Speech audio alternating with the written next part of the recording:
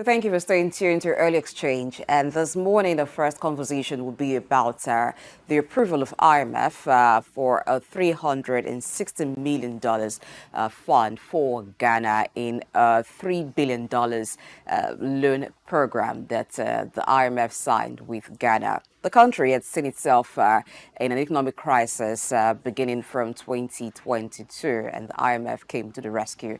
Talking about this with us this morning is Segun Oke, who is an ex-banker and economist, and also doctoral research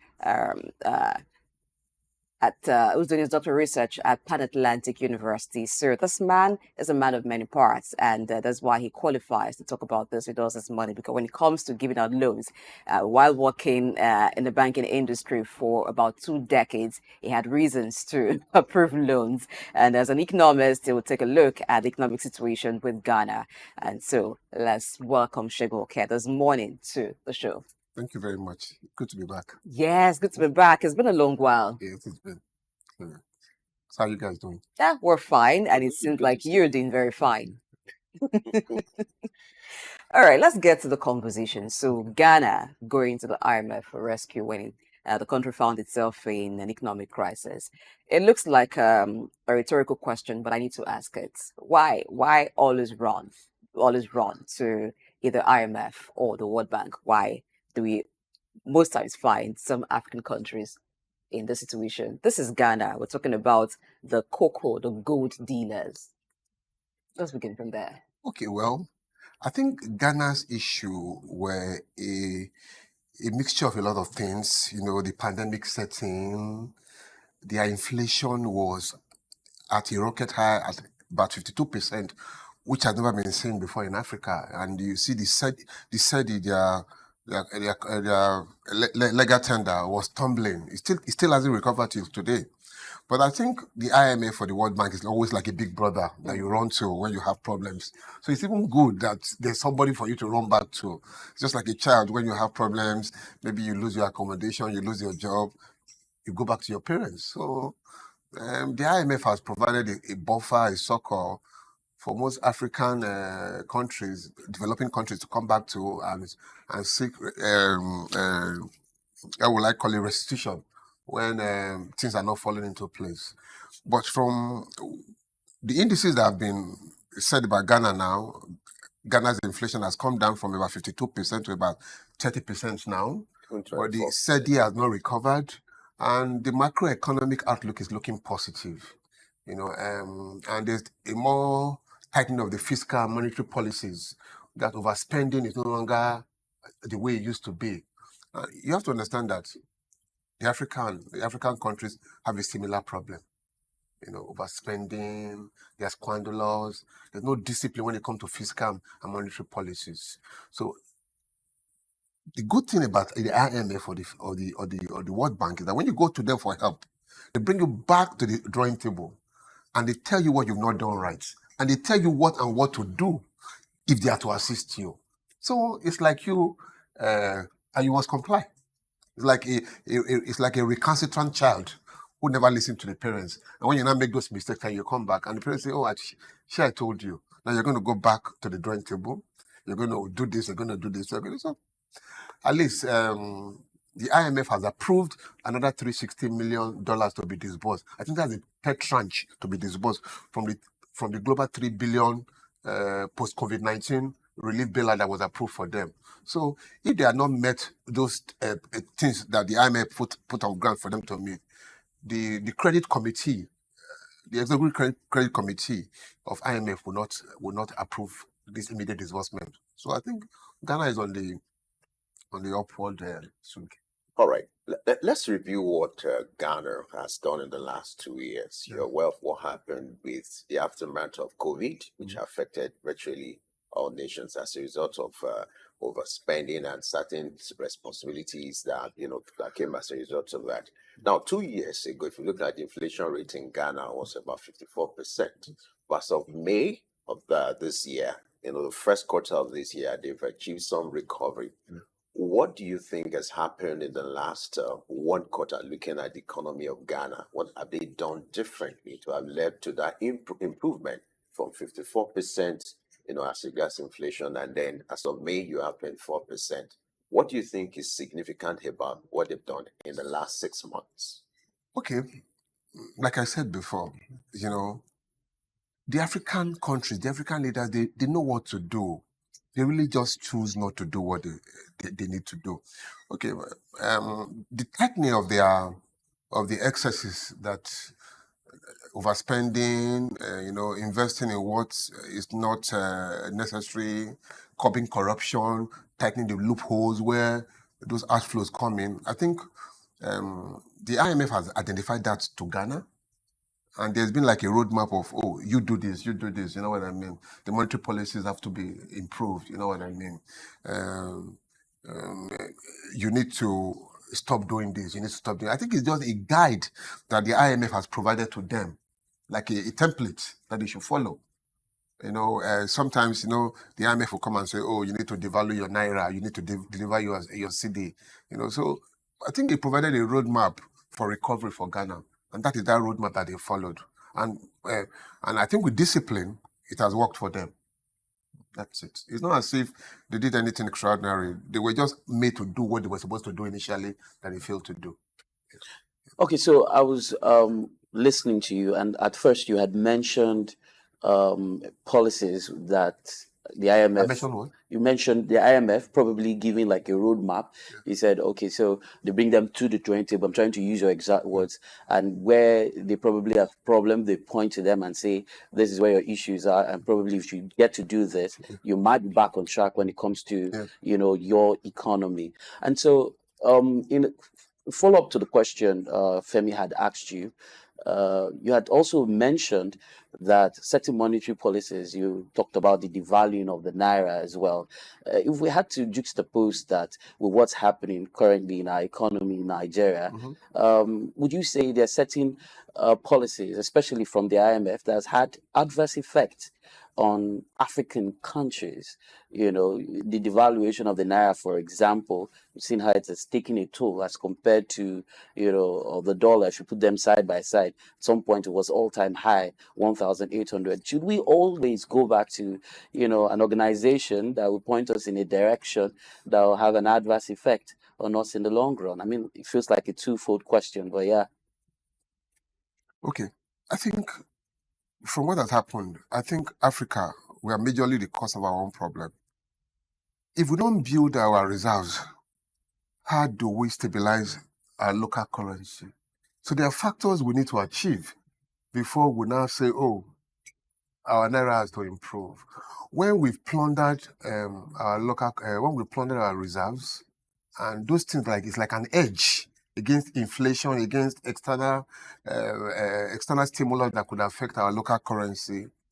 When the CBN governor wakes up and decides to print Naira without looking at the implication of what it's going to do to the economy and the value of your local currency, So a lot of the factors. So you have to understand that the IMF, they're not a charity organization. Yeah. It was set up for a purpose. And at the end of the day, they're also going to make profits for whatever they set out to do. When you are also not a driver for good governance for yourself, can they do anything for you? So for you, before you come to them and say, oh, why are you devaluing our Naira? The IMF is going to tell you that your external reserve is not stable. It is plundered. There are macroeconomic factors that will boost the stability of a local tender, of a currency. If it is not there, there's nothing IMF can do for you. You get what I mean? There's nothing IMF can do for you. We don't do much trade. We're not doing much of export. We're doing more of importation. If we're doing more of exportation, we'll get foreign currency. All those things come together to make our local currency stable. So you can't blame IMF for our problem. You know what I mean? All right, let's take a look at what Ghana has done with inflation. Now, in 2022, the inflation peaked at about 54%. Yes. So last month, it was around 23%. That's a huge fall that we've seen. But Nigeria has had inflation rising despite tightening the MPR. What's the difference? What do you think Ghana has been able to do differently from what Nigeria is doing? Okay. You see our recurrent expenditure, our capital expenditure, it is ballooned. Ghana has been able to bring down their recurrent expenditure through discipline. Maybe their recurrent expenditure quarterly was 50 billion. They brought it down to about 20 billion. It's just discipline when it comes to tightening places where they have loopholes. They've identified that they have a problem. I think the first step towards salvation is even to accept that you have a problem. Your problem is half solved. But Nigeria, we behave as if we do not have a problem. When that problem lingers, it has not gone away. Government after government comes to say what they want to say. They make promises they can't keep. I remember Buhari first said about 12 years ago that he was going to make a naira to $1, 1 naira to $1. I started laughing. And I said to my, when I heard that speech on TV, and I said, who are the economics making this guy come out and say those things that he cannot support with demand and supply and everything? So it's just, it's not rocket science. It's just Ghana going forth to do the work. You know, look at our recurrent expenditure. I can tell you that 30% of our recurrent expenditure goes to corruption, goes to workers, so many things, leakages. So you can't, I don't know, Ghana and Nigeria, they're not on the same, wavelength. Nigeria is like a big brother, it's like an irresponsible big brother. But isn't that too much word to use for Nigeria, irresponsible big brother? Can you say why you would describe Nigeria as a responsible you said big something brother? that Yes. Ghana have been able to bring down their inflation from 52% to about 23%. Yes. And why that of your own country keeps skyrocketing. Yes. So do you need a soothsayer to tell you that this is pure irresponsibility? It's more Ghana. Is it about irresponsibility or using perhaps wrong methods? But I said to you that those policies that Ghana have seen that was not working for them, they've gone back to the drawing board and they started doing things properly. They've curbed where excesses, leakages come from their recurrent expenditure, capital expenditure. They're not doing projects that they know is not beneficial directly to the citizens. Most of the contracts that they give out in Nigeria, is it beneficial to the citizens or is it beneficial to those who are in power and they do it because they want to please some certain people? That is what I'm trying to say to you. All right. Now let's look at this approach to tackling inflation in Africa, even globally. The idea of tightening the economy. You're aware of what happened at the last MPR. Even globally, if you look at the economy of UK, Ghana, even the big economies, they've also deployed that kind of approach. But here in Africa, you get something different from the results you get in the UK as regards the use of tightening the economy.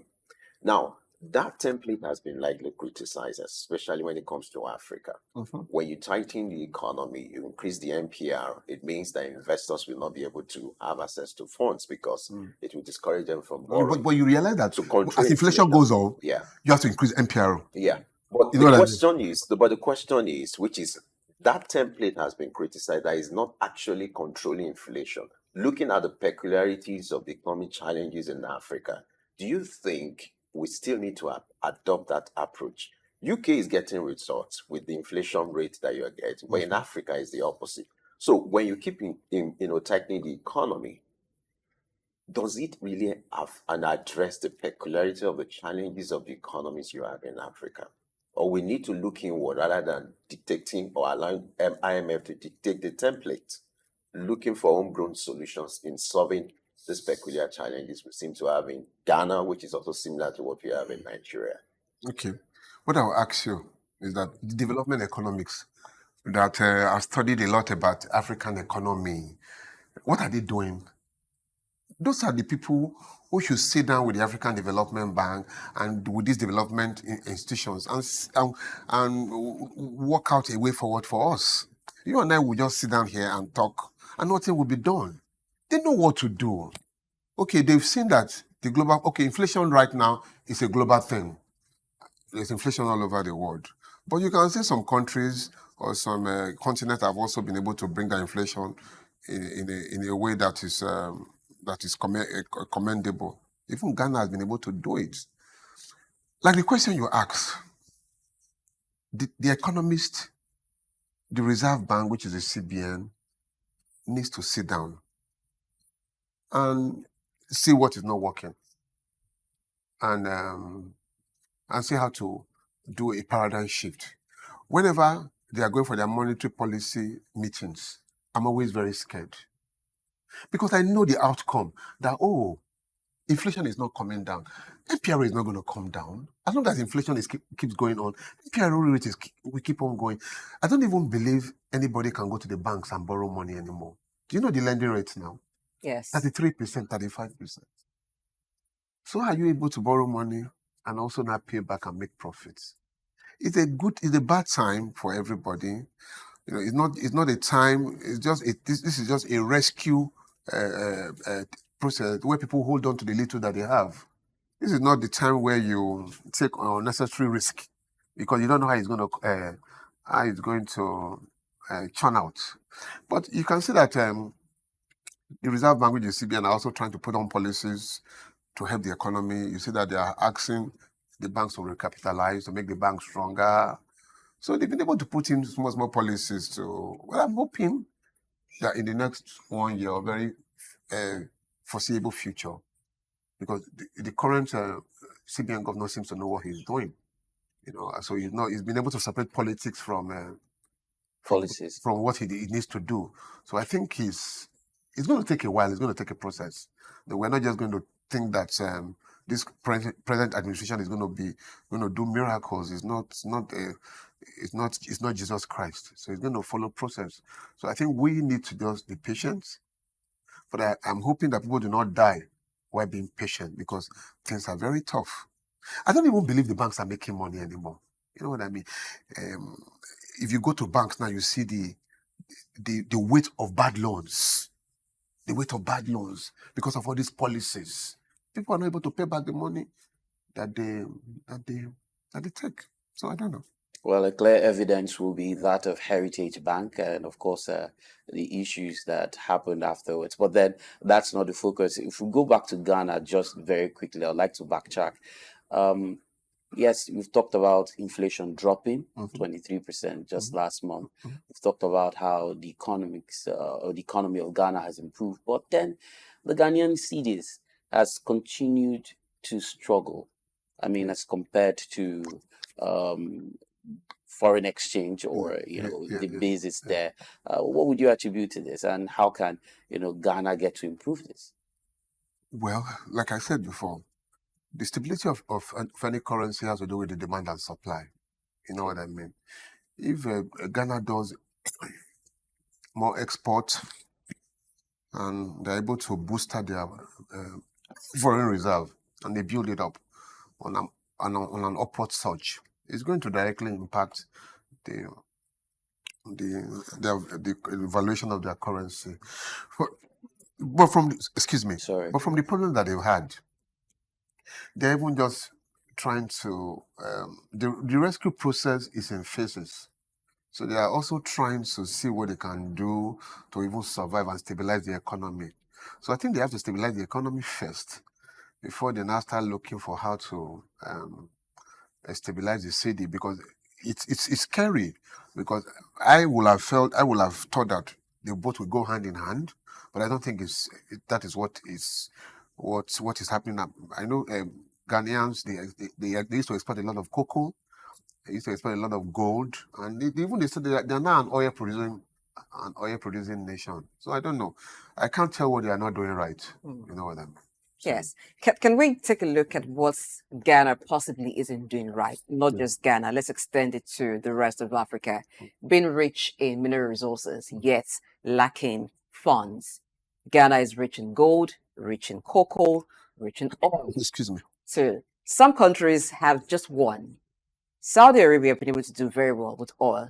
The same thing with the United Arab Emirates, do very well with oil.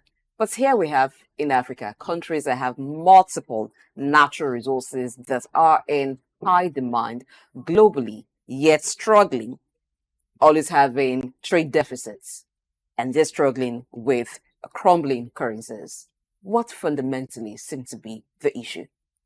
Okay, there was a day I was reading about African and its natural resources and how they are not able to translate it to their bottom line. But you can see that they don't have the technical expertise most times to transition their raw materials into finished goods.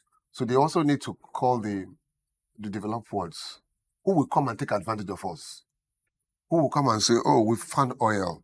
We need your technical expertise to do this with us. And they say, okay, you found it. It's of no use to you without the knowledge you are bringing on board. Okay, we are going to take 60%. We are going to take 70%.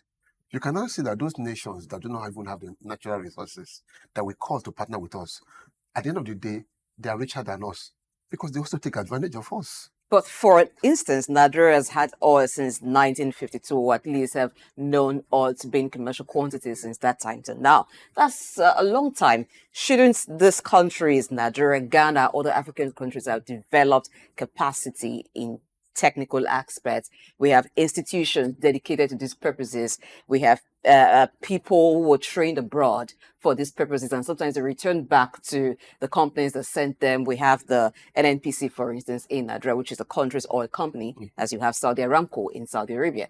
What happens to developing capacity over the years? What's happening with the agreements, that's the partnership that we have with these countries? But you realize that the NNPC is under investigation now for a lot of things. They are saying that the subsidy that was cut off never really left, that they even paid more money for subsidy than when there was subsidy. Allegedly. So there's so much rot happening there. And the question you asked me, I'm even sure you know the answer to this thing. Oh, you should. A lot of factors coming together to churn out something. A lot of factors come in to develop a child. You can also see that parents alone will not just raise a child. A little community, the teachers, the church, the neighbors, they all come together to, even if those in government mean well, those who have been placed in places of authorities, corruption is there. They're looking for, Tinubu might be sitting down there thinking of how to salvage the economy, how to make NNPC right. The people he put at the helm of affairs may have other agenda. So you can see that accountability, corporate governance, technical expertise, a lot of factors have come together to play and contribute to our misfortune, to our quagmire. I don't even know how we are going to resolve this issue. I don't necessarily believe that the resolution or the restitution will come in our lifetime. I don't think it's going to come in our lifetime. That's losing hope. That's losing hope. It's possible. Let's even go there. It's endemic. You observe that most African nations are battling with severe, debt profile. Debt profile. Yeah. Okay. Yes. Now, because you're saying this might not have your opinion, and I don't think that should happen if leadership is right. Yeah. So, because the essence of this conversation is to shape policy, let's see how we can set the narrative. For African leaders, and you still have this custom of obtaining loan from IMF, and then thereafter you're asking for bailout. It's often common in Africa. What do you think can be put in place, or what mechanism can be put in place to ensure that when loans are obtained, the debt of Ghana is about $360 million. That's huge. That you don't go back to IMF again and start asking for bailout. And, there was a time in Nigeria, the former president, which was Obasanjo, also requested for the same thing, and he got it for Nigeria. So it's becoming a trend in Africa where you obtain loans, African nations obtain loans, and thereafter the purpose for obtaining the loan is not being achieved, and then you're asking for bailout, more bailout.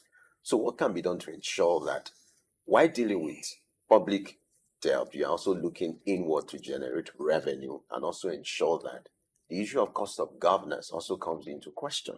How can this be done in a way to ensure that Africa will not go back to IMF or World Bank and start asking for more bailout?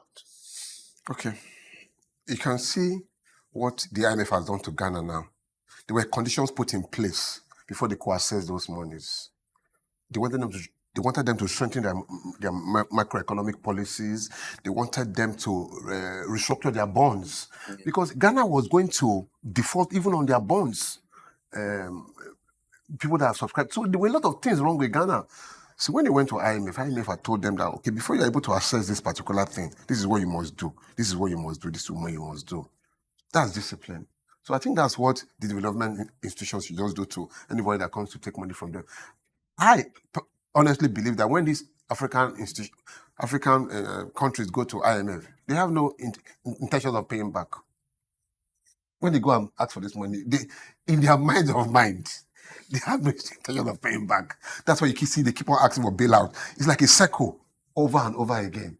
You know what I mean? So the IMF even told Ghana, your existing debt, they need to restructure it. So there are guidelines that have been put in place.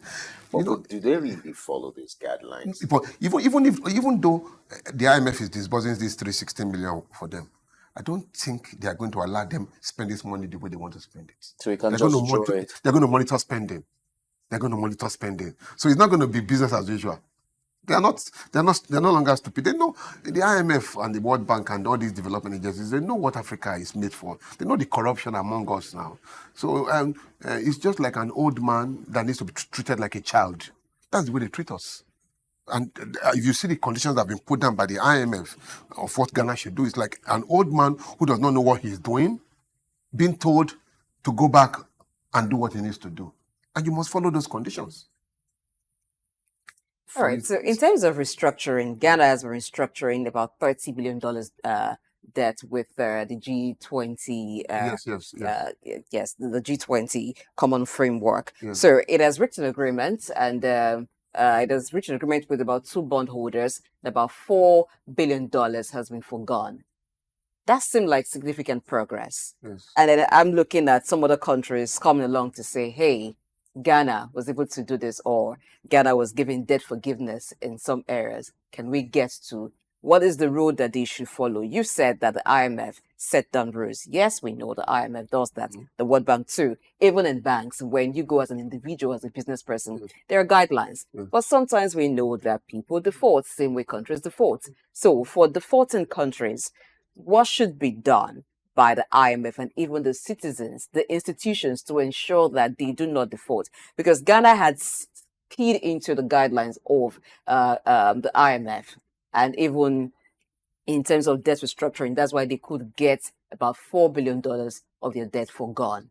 What should be the rules? But I think when I read about what you just said now, although that there's debt forgiveness of about $4 billion, there's also $4 billion that they're supposed to pay back.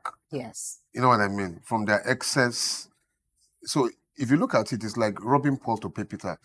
IMF is not really just giving them that money. IMF have also seen where those monies are going to come back before they allow that debt forgiveness of $4 billion. Because I read extensively on it and I saw that, and I just wondered that why do you give these people debt forgiveness when they keep on doing this thing? So I think there's a caveat to that debt forgiveness, that another 4 billion naira is going to be paid back over time from the conditions that we've given them for the debt forgiveness. But you see, I think Ghana they've also made a lot of effort.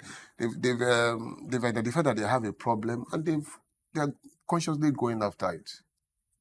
So it's even admirable, among the African countries, So I think now, although there are a lot of factors, there's going to be election in December in Ghana. There are a lot of factors that would play into this thing. So, and I think the current administration will do well now because they want to be re-elected. But I honestly believe that Ghana is on the right path to restitution. Well, asking for restructuring of the debt could just feel for me like you're trying to allow yourself room to play around with the funds that are available to you. But I wonder if the clamor that we had earlier on for regional currency, right, would do us any good, just like you have the euros, in as much as Brexit happened and Britain pulled out of the arrangement and all that. What impact, if we ever go back to it, will the regional currency for West African countries have on the economy of, West African countries? Well, it will help. It will help. I think it will bring like a leverage, like what the euro is now. A common tender for the European states. How are we going to do this? And what metrics are we going to use to match this? Because you can see countries like Zimbabwe or some countries in Africa, their money is next to nothing. So when you start propagating regional currency, what yardstick are you going to? Well, that's for those are for those who are in the position to do that. But I think if we are to get a common tender, a regional tender for ECOWAS, it will help us. Going along that line, Zimbabwe actually replaced its currency with the SOUQ, which is the gold-backed currency, and that seemed to be doing well because it has even helped in reducing inflation. Now, along the line of having a common currency, right now, given what you just said, may not be possible because different currencies are suffering different fates now. So, who's going to accept to maybe devalue to a certain level so we can all have a common currency? But since Zimbabwe has the gold-backed currency, and we know that some countries in Africa are rich in gold, do you subscribe to the thought that maybe the gold countries can align and have a single gold-backed currency, or have a currency that they can have a resource to back up and have same value? Yes, I think it will help. If the countries that are coming together have a singular backed gold currency, you know what I mean. So the fluctuation or the demand and supply will not be based on the movement of the prices for gold. So I think it will help. I think. All right. According to the IMF, the projection for Ghana as the growth for the rest of the year is being projected to be at 3.1%. With what Ghana has been, achieving with the issue of tackling of inflation, what do you think can be done to ensure that they sustain this tempo and ensure that the economic recovery that they've achieved in the last 6 months, Ghana can capitalize on those gains? Well, I think what the IMF approved for them globally for the post COVID-19 bailout was 3 billion naira. So I think what they've $3 billion. $3 billion. Yeah, $3 billion. So I think what they've been able to assess are in 3 tranches. Yeah. So they've not even assessed up to 1 billion. They've assessed about 1.5. Yes, about With the 1.5 latest- billion, which is half of the Yes. of it. So, and they also know their conditions laid down if they're ever to assess those things. I think that It's those like a driving. yes, those conditions that have been put in place is like a But driving. does it show sincerity on the part of Ghana? There are certain conditions you could put in place just for you to be able to obtain the loan. But how sustainable is that? That's my question. We're looking at the next 6 months now. In the last 6 months, they've had few recoveries in some areas, gas inflation, and then now that you have another tranche in view, what should they do differently? It's like a case of a man who marries 2 wives or 3 wives, and the one who is smarter, necessarily might not mean well, will not quarrel with you, will indulge you just to get what she wants. Do you blame her? Everybody has to use sense. Why those who speak their mind will be ostracized and say, "Oh, I can't get along with you." There's a common purpose, so you can't blame Ghana for complying with what IMF has done. It's what is paramount for them is survival, and when people need to survive, they have to deploy all means for survival. So you can't blame them for that. But for them to take it from the issue of survival now and then to proper economic growth and recovery, what should they do differently? No, I don't think they would do. I don't think they would deviate from the norm now, because you know why? You're going to go back to IMF. You're going to go back to these development agencies if you don't do what you're going to write, and they're going to be waiting for you. And I think these development institutions, at a point in time, should put their foot down and say, you know what? Since you did not do what we asked you to do, don't come back to us. Okay. But if they also do that, it's people like you and I that will die of hunger. You know what I mean? So it's like... But would they be able to do that? Let's even look at that. So you want them to put their foot down, so that if countries not adhere to the guidelines or to the when they made those conditions, policies, they go back. the conditions, But can the IMF, can World Bank, for instance, do without it? Are they making profits from these loans that they give? Because they're not grants, Why not? they are loans. Yes. So what's your take on that? But you see, you must understand that these development institutions, they have direct access to our what, just keep me now, to the reserves of every country. They can do to you whatever they want to do to you. You can also see that America plays a lot of roles. America plays a lot of roles to these development institutions. They follow whatever America says. That's why America can throw sanctions to anybody they want to throw sanctions to. Well, that's why America can tell you that, oh, don't buy oil from Russia. And nobody will buy from it. No matter how rich you are. Countries like America will cripple your economy if they choose to cripple your economy. They don't need to bring out gun and fight you. You are the one threatening that you're going to fight, you're going to bomb them. They'll sit down where they are and they just do something to your economy, and your economy will come back to the government, and you come back to where they want you to come back to for you to have that negotiation. You get what I mean? So these development institutions have access to whatever they want to do with these countries. They want to do, but you keep on saying, they also know that Africans are very indisciplined. They also know there's a peculiarity with Africa. You know what I mean? There's a peculiarity with Africa, and which plays out time after time. But what do? They also have to, because at the end of the day, human beings are involved in this. So they have to also tread very carefully. You know what I mean? If the citizens of Ghana cannot feed themselves today, the World Bank cannot fold their hands back and say they're not going to bail them out.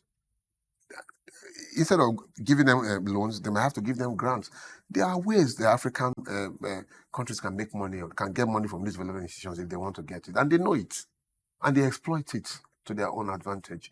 The problem is that when they take this money, do they do what they're supposed to do with it? They don't do it. They siphon the money, there's corruption, there's so many things. So, I don't know. So yes, the WTO has a Nigerian at the helm of affairs, Yes. and as such, some developmental organizations, like you mentioned, have country representatives Yes. heading these organizations. Yeah. And there's something you mentioned talking about the fact that if the United States, a world power, wants to cripple your economy, they can. So is there a possibility that some politicking may be at play, and how do I describe this now? There might be interest in trying to control a certain country, just like you had France in Niger. You might have interest in certain countries, and then you put up certain policies that might bring them to their knees, so that they are at your beck and call. I think it happens, but you see that the African leaders, okay, like the African Development Bank, you have Mr. Additional, who is a Nigerian. The World Trade Organization, you have Mrs. Iweala. Apart from them being Nigerians, I'm sure they're also Americans. So they have dual citizenship. So I think Nigeria will be the last thing on their mind. They have to be seen as being fair. You know what I mean? They have to be seen as being fair. Yeah, you realize that there was a time Additional was under investigation. Femi Additional. Eh? Femi Additional. Yeah, Femi was under investigation, and America asked them for investigations to be carried out. I think it was a trying time for the man. So if he had been found wanting, he would be thrown out of that place. I think when those Africans or those Nigerians go there, they can't do so much for Nigerians. It has to be a level playing ground. They don't just take they don't single-handedly take decisions. They have people who would make recommendations, and who will not say, oh, because you are the DG of the WTO and your country is Nigeria, we're going to make Nigeria paramount to other countries. I don't think it works that way. So you can't blame them. All right. So even if much influence can't be made by Nigerians or Africans who head some of these global institutions, let's look at Africa's own, the AFDB, for instance. What is the strength of the AFDB in being able to provide some of the support for which African leaders run to the Bretton Woods institutions for? I didn't get the last one. The African Development Bank is the continental bank, and is also the institution that sometimes offer play advisory role as the IMF and World Bank for Africa. What is the strength in terms of capacity of the AFDB? Can it, to an extent, replace the roles that IMF and World Bank play to African leaders as they run to them for loans? Can it play that support? I don't think so. The African Development Bank, you see that America has like 40% in it, stake in it. It might be called African Development Bank. It's not purely an African development institution. You can also see that when it comes to the appointment of a henchman or henchwoman there, the Americans, they have a lot of role to play inside. So there's nothing they will want to do for Africa without recourse to the Western powers. So when does this narrative get changed? How can Africa change this narrative of being at the mercy of the foreign powers? And that is why the BRICS countries have formed their own development bank, which is totally autonomous from the Western powers. Maybe that's what we should do, if we have that discipline. All right, let's wrap up with this. The idea of, if you look at, there's something peculiar to the economies in Africa, which is the dollarization of the economies in Africa, where that happens to the expense of the local currencies. Now, you must have heard these words of wisdom that everything rises and falls on leadership. Now, what should African leaders do to change the narrative and strengthen the local currencies? Then, as regards the leadership template in Africa, is there anything that can be done to ensure that Africa or African leaders have the right political wills to ensure that decisions are made the way they ought to be made, and then Africa as a continent will be better for it? I want you to address this quickly as we wrap up. The African continent should be disciplined with exports. Things that will bring capital flow when it comes to foreign currency is what we should focus on. We should focus more on export than importation. When we're importing, we're spending local currency, we're spending foreign currency to import those things. So let us make exports a threshold that will bring in foreign currency. You know what I mean? So those things will have other factors, boost our reserve, we'll have a lot of inflows that will stabilize the Naira. All those factors will come in and play. So I think we really we know what to do.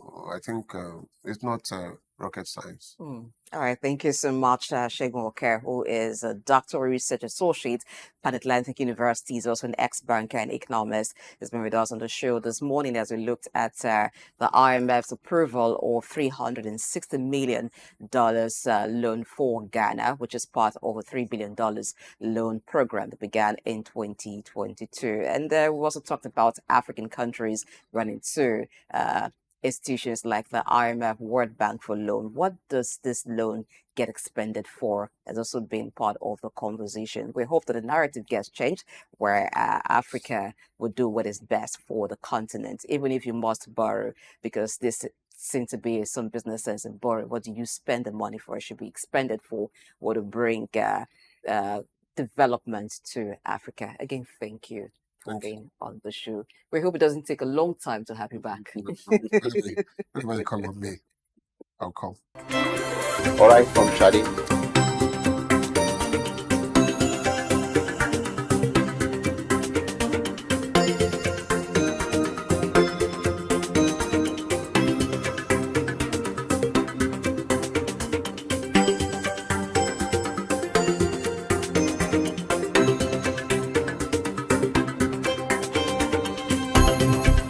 Early Exchange, shaping policy, advancing development.